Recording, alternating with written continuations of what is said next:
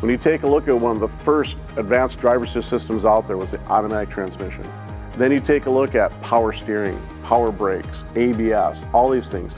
These were all ADAS features. The ADAS features are designed to prevent crashes. If the vehicle is correctly calibrated, now the vehicle is preventing those crashes and preventing those incidences. They had opened a brand new store. That was the very first established static ADAS station.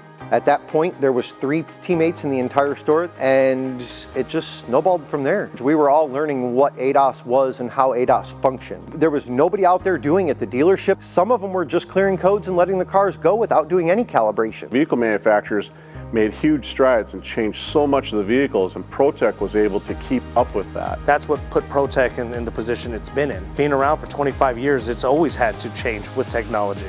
It never could stand still.